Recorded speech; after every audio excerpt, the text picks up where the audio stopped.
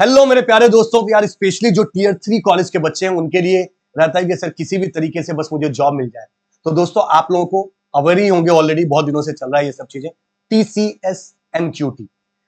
Definitely इसके लिए बहुत सारी सरप्राइजेज हम भी लेके आए हैं और बहुत सारी गिव अवे भी आपको देने वाले हैं, बहुत सारी चीजें होने वाली है, पर वो सब चीज रिवील करेंगे। बट आज के इस वीडियो में मैं आपको पूरा, क्योंकि बहुत सारे बच्चों को सर कंफ्यूजन रहता है कि एक्चुअली पैटर्न क्या है, कट ऑफ क्या जाता है, किस तरीके से प्रिपेयर करना होता है, क्योंकि स्पेशली टीयर 3 कॉलेज के बच्चे जो है ना वो सब इन सब चीजों के लिए बहुत ज्यादा तत्पर रहते हैं इस चीज के लिए। तो सबसे पहले वन बाय वन करके सर सीधा चलते हैं, बच्चों को डिस्कशन करते हैं और बताते हैं सारी की सारी इंफॉर्मेशन, जितने भी डाउट्स हैं उन सबको क्लियर करते हैं, जितनी भी चीजें TCS NQT से रिलेटेड है। तो सबसे फर्स्ट अगर बात करता हूं दोस्तों कि ये टाटा कंसल्टेंसी सर्विसेज जो है TCS, ये national qualified test NQT conduct कराती है और ये फ्रेश ग्रेजुएट को रिक्रूट करने के लिए ये चीज करती है, रिटर्न एग्जाम लेती है। सबसे खास बात इस बार जो होने वाला है 2025 में, सर 2024 और 2025 के जो ग्रेजुएट होने वाले हैं, जो बच्चे, सिर्फ वही इस फॉर्म को फिल कर सकते हैं। exactly. इसका मतलब जो बच्चे थर्ड ईयर में है, सेकंड ईयर में, वो इस बच्चे को फॉर्म फिल नहीं कर सकते। यस, अगर आप फाइनल ईयर में, डेफिनेटली आप इस फॉर्म को फिल कर सकते हो। सबसे पहले बात करते हैं सर, तीन तरीके की वैकेंसी इसके अंदर देखने को मिलती है, जिसमें फर्स्ट है TCS निंजा, जो अंडर ग्रेजुएट और पोस्ट ग्रेजुएट दोनों के लिए होता है। TCS निंजा अगर मैं अंडर ग्रेजुएट की बात करूं तो 3.36 लाख पर एनएम LPA की बात करता हूं। यही पोस्ट ग्रेजुएट की अगर बात करता हूं 3.53 लाख पर एनएम इनकी सैलरी स्ट्रक्चर होती है। जनरली इसमें जो भी कोई रिक्रूट होता है सर, उसका जो रोल रहता है, involve the application development, system maintenance and exploring the next generation technology. हालांकि कहने की बात है, इस पे जनरली सर्विस बेस्ड काम होता है। तो सर्विस से रिलेटेड ही चीजें होती है, कोई कोडिंग से रिलेटेड चीजें आपको देखने को नहीं मिलेगा। यही चीज सिर्फ दूसरी TCS डिजिटल है, जिसमें यूजी कैंडिडेट के लिए 7 लाख पर एनम और पीजी कैंडिडेट के लिए 7.3 लाख पर एनम। और यहां अगर मेनली बात की जाए सर कि क्या रोल रहता है, तो उसमें मेनली रोल रहता है सॉल्यूशन डेवलपमेंट का, इंटीग्रेशन का, contributing to the new product and development कुछ आते हैं, उस प्रोडक्ट के अंदर कुछ चीजों को रखा जाता है। तीसरी जो बात करते हैं सर, TCS प्राइम, जिसके अंदर अंडर ग्रेजुएट यूजी कैंडिडेट के लिए 9 लाख पर एनम और जो पीजी कैंडिडेट है उसके लिए 11.5 लाख पर एनम की सैलरी स्ट्रक्चर होती है। और इसके अंदर मेनली जो रोल रहता है वो कॉम्प्लेक्स प्रोजेक्ट और एडवांस टेक्नोलॉजी पर इनको काम करना होता है। ऑटोमेशन से रिलेटेड इनका काम होता है, रोबस्ट सिक्योरिटी प्रैक्टिस से रिलेटेड इनका काम होता है। बात करते हैं सर इसकी एलिजिबिलिटी क्राइटेरिया क्या है, तो सर प्लीज एक बार थोड़ा सा बच्चों को बताइए। ओके, सो बेसिकली एलिजिबिलिटी ये है कि आपके पास 10th और 12th और ग्रेजुएशन में 60% और 6 CGPA का कम से कम आप इसको कट ऑफ क्लियर करेंगे। उसके बाद फिर आपके पास कोई भी एक्टिव बैकलॉग जो है, यहाँ पर लिखा ना, no more than 1 active backlog at the time of a selection. It means that जब आप एग्जाम दे रहे हैं उस समय के नहीं, जब आपका सिलेक्शन हो जाएगा उसके प्रोसेस के टाइम पर आपके पास एक्टिव कोई भी बैकलॉग नहीं होने चाहिए। इट मींस 2024 के जो बच्चे हैं वो दे सकते हैं, 2025 वाले बच्चे जो अपीयरिंग में है अभी, 2000 जो अभी पास आउट होंगे अभी, उनके लिए भी ये वाला कंडीशन अप्लाई होगा। प्लस जो हमारे पास BE, BTech, ME, MTech, MSc और MC है, इसमें ये हमारा सर कंस्ट्रेंट नहीं है कि सर BE और BTech वाले, ME MTech sir PG program भी है तो वो एलिजिबल है। एक चीज और, आप में जो गैप है एजुकेशन के बीच में वो 1 ईयर 24 मंथ से, सॉरी 2 ईयर से ज्यादा नहीं होना चाहिए। एग्जैक्टली सर, तो 2 ईयर्स तक के गैप कोई अलाउ करता है, उससे ज्यादा गैप को अलाउ वैसे तो सर कैसे करेगा, 24 और 25 वाले, तो 1 ईयर का ही गैप से थोड़ा सा ज्यादा हुआ। अच्छा, अब बात करते हैं एग्जाम पैटर्न की बात करते हो, तो सर थोड़ा सा पहले वर्बल के बारे में आप बताइएगा। ओके, सो बेसिकली यहाँ पर जो वर्बल एबिलिटी के क्वेश्चंस आते हैं, इसमें आपके पास आएगा कुछ क्वेश्चंस सर डिवाइड होंगे इसमें, जैसे कि आपके पास फिलर्स के क्वेश्चन है जिसमें आपको ग्रामर बेस्ड क्वेश्चन आएंगे, फिर पैराजम्बल के क्वेश्चन आएंगे, उसके बाद फिर आपके पास एक स्टेटमेंट होगा, स्टेटमेंट के बेसिस पर उन्होंने पैराग्राफ दे दिया, उससे कुछ डिडक्शन एनालॉजी के क्वेश्चंस आएंगे। जैसे टॉपिक वाइज तो बिल्कुल सर वैसे तो हमने इंपॉर्टेंट टॉपिक लिखा हुआ भी है, पर अगर हम पैटर्न की बात करते हैं सर, तो 2 सेक्शन के अंदर होने वाला है। फर्स्ट सेक्शन है फाउंडेशन सेक्शन और सेकंड सेक्शन होगा जिसको हम बोलते हैं एडवांस सेक्शन। अगर हम फाउंडेशन सेक्शन की बात करें, बेसिक, तो इसके अंदर मेनली आपको क्वांटिटेटिव और रीजनिंग, क्वांटिटेटिव और रीजनिंग से रिलेटेड क्वेश्चन देखने को मिलेगा। न्यूमेरिकल एबिलिटी जिससे 20 क्वेश्चन होंगे सर, 25 मिनट का टाइम होगा। वर्बल एबिलिटी से 25 क्वेश्चन होंगे, 25 मिनट का ही टाइम होगा।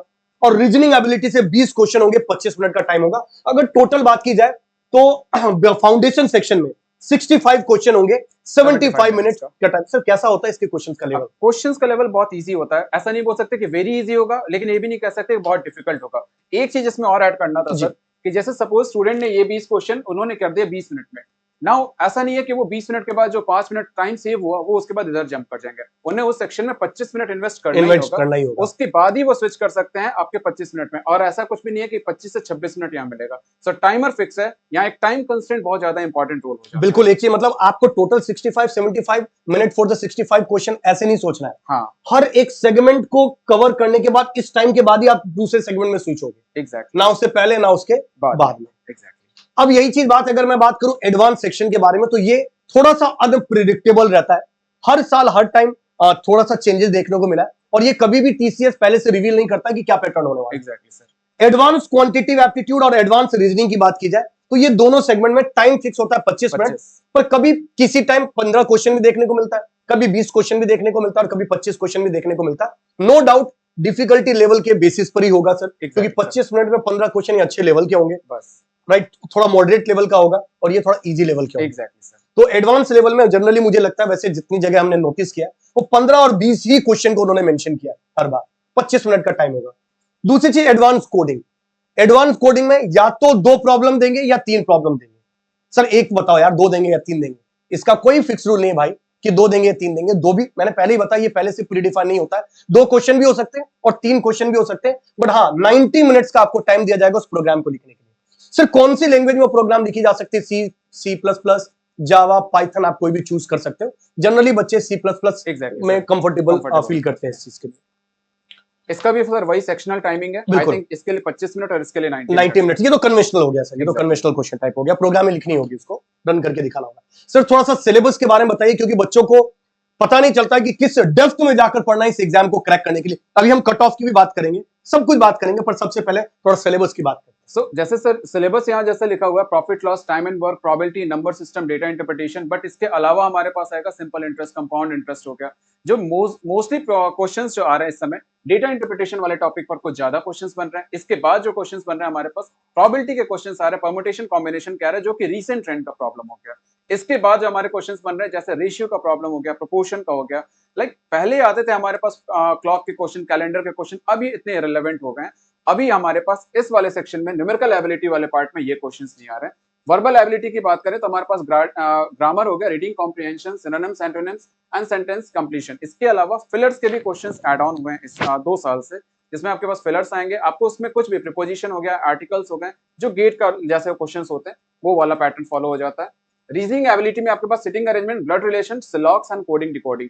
सर ये वाला पार्ट जो होता है ना, स्टूडेंट्स के बेसिस पर अगर मैं समझाऊं तो ये वाला पार्ट स्पेसिफिकली जो आपका एडवांस लेवल है उसमें काफी ज्यादा ये पार्ट इंपॉर्टेंट हो जाता है, क्योंकि उस वाले में आपको थोड़े से क्वेश्चंस डिफिकल्ट बनते हैं जो आपको सिटिंग अरेंजमेंट में मिलेंगे, ब्लड रिलेशन में मिलेंगे। हाँ एक और चीज होता है, जब आप इसमें इन क्वेश्चंस को करोगे तो आपको इसमें कोडेड इनइक्वालिटी के क्वेश्चंस आएंगे, बिल्कुल थोड़े से कोडेड सिटिंग अरेंजमेंट के क्वेश्चंस आएंगे। तो थोड़ा वहां पर जैसे क्वेश्चन होगा 1, उसके सब क्वेश्चंस होंगे 5, इसलिए आपको वहां पर 15, 20 और 25 का रेशियो मिलता है। तो ये कुछ इस हिसाब से डिस्ट्रीब्यूटेड। और सर ये जैसा कि कोडिंग की बात की जाए तो यार इसमें आपको दिखाई दे रहा होगा सी प्लस प्लस, जावा, पाइथन, आप कोई भी प्रोग्राम यूज कर सकते हो, क्योंकि देखो सिंटेक्स लॉजिक तो वो जो बोलेगा आपको लगाना ही पड़ेगा। Exactly only these things, syntax, right, library कैसे यूज करते हो, वो सब चीजें थोड़ा बहुत चेंज होता है, अदरवाइज लॉजिक्स तो सिमिलर ही आपको यूज करना होगा। अब 1 बाय 1 करके डिस्कशन करते हैं और सबसे पहले कट ऑफ ट्रेंड्स की बात करते हैं।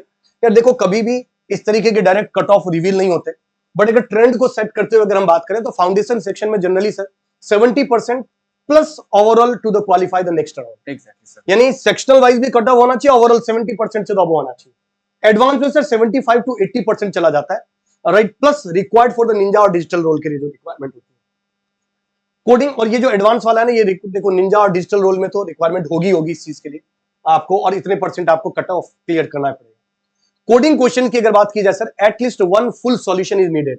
2 क्वेश्चन देते हैं तो एटलीस्ट 1 क्वेश्चन का तो फुल सॉल्यूशन, डिटेल्ड सॉल्यूशन आपको करना ही होगा जो रन हो सके वो, एग्जैक्टली राइट, एडवांस रोल के लिए।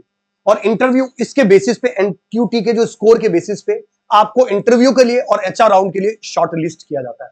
तो दिखाई दे रहा होगा 70% से अबव होना चाहिए और एडवांस लेवल में 75। सर ये तो उल्टा हो रहा है भाई, ये क्वालिफायर है और ये मेन राउंड है जो आपको डिपेंड करता है, तो यहां पर टफ कंपटीशन देखने को मिलता है।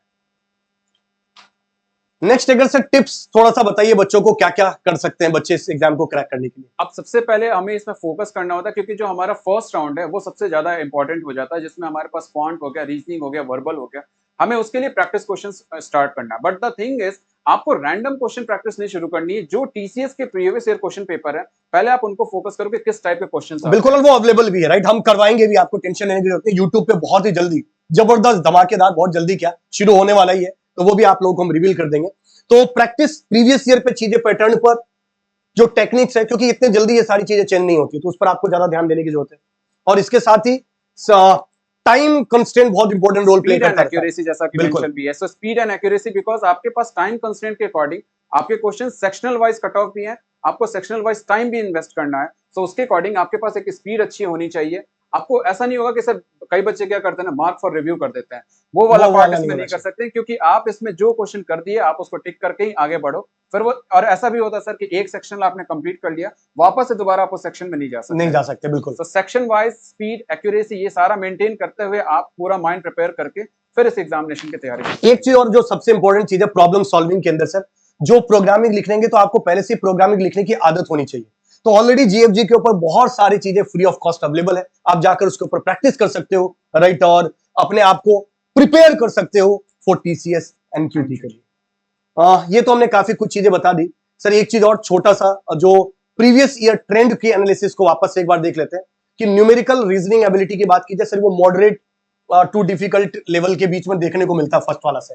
बेसिकली सर न्यूमेरिकल एबिलिटी हमेशा इजी टू मॉडरेट आता है, बट जो डिफिकल्टी लेवल ये लोग इंक्रीज करते हैं रीजनिंग एबिलिटी में करते हैं, क्योंकि वहां पर क्वेश्चंस को थोड़ा लेंदी कर देते हैं। बिल्कुल। तो वहां पर आपके पास टाइम कंस्ट्रेंट है, लेंदी हुआ नहीं कि थोड़ा सा आपको प्रेशर फील होना चाहिए। एग्जैक्टली। सो वहां पर क्वेश्चन इंटर रिलेटेड बनते हैं, इसलिए आपको जैसे एक सिटिंग अरेंजमेंट का क्वेश्चन है, उसमें 5 क्वेश्चन सब क्वेश्चंस बनते हैं, आपको एक पहले क्रिएट करना पड़ेगा, उसके बाद 5 क्वेश्चन कर लोगे, बट वो एक कंस्ट्रेंट है। सो आपको थोड़ा वहां पर रीजनिंग वाला पार्ट थोड़ा सा मॉडरेट टू डिफिकल्ट है, numerical ability easy to moderate आता है। यस बिल्कुल। और कोडिंग सेक्शन भी सर एक्चुअली ये डिपेंड करता है, हालांकि 2 ही क्वेश्चन दिया जाता है, तो ये हमेशा मीडियम लेवल का, यहाँ वाला इजी टू हार्ड लिखा गया, मतलब मीडियम टू हार्ड, ये जनरली मीडियम टू हार्ड ही आपको वैसे देखने को मिलेगा कोडिंग वाले लैंग्वेज के जो प्रॉब्लम्स होते हैं।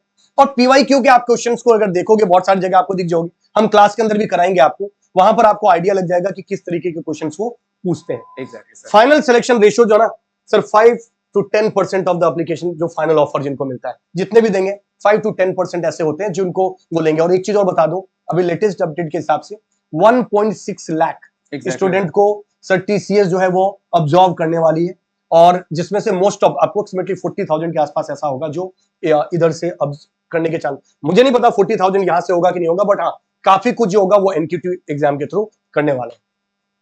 तो सर बच्चों को हमने काफी कुछ आइडिया दे दिया सर, क्या कुछ सरप्राइज भी बच्चों के लिए आने वाला है क्या इस चीज से रिलेटेड इस चैनल के ऊपर? Exactly, because we all are coming here, because we are all coming for the YouTube sessions as well as we are performing as a live sessions. हम आपको प्रॉपर एक तरीके का चार्ट बनाकर देंगे कि आपको क्या पढ़ना है, because time is very less and आपको सिर्फ वही डेटा कंज्यूम करना है which is provided by us. जो हम लोगों ने प्रीवियस ईयर के क्वेश्चन पेपर के बेसिस पे जो ऑब्जर्वेशन किया उसके अकॉर्डिंग हम लोग क्वेश्चन पेपर सेट करेंगे, फिर वही पार्ट हम आपको डिलीवर करेंगे। और खाली यही नहीं, एक और जबरदस्त चीज आप लोगों के लिए सरप्राइज, और वो है टेस्ट सीरीज का सरप्राइज। Exactly. आप लोगों को एग्जैक्ट मिलता हुआ टेस्ट सीरीज हमने ऑलरेडी प्रिपेयर कर लिया है और आप लोगों को हम देने वाले हैं, पर पूरा ज्यादा खुल के नहीं बताऊंगा क्योंकि वो एक अलग ही चीज है जो मैं वहां पर आकर आप लोगों को रिवील करूंगा। और साथ ही यूट्यूब पर भी बहुत जल्दी, मेरे ख्याल से 9th से 10th से मेरे ख्याल से स्टार्ट होने वाला है दोस्तों, इसी चैनल के ऊपर, जिसमें सर पढ़ाएंगे आपके पास वर्बल एप्टीट्यूड और रीजनिंग के, और साथ ही आपको कोडिंग से रिलेटेड एमसीक्यू भी कराई जाएगी और आपको प्रोग्रामिंग भी लिखवाया जाएगा, ताकि आप इस एग्जाम को बहुत इजी तरीके से क्रैक कर सको। तो कहीं जाने की जरूरत नहीं, यहीं पर आपको सब कुछ मिलने वाला है। Stay tuned in this particular channel. Till that, thank you very much, all the very best, जय हिंद दोस्तों।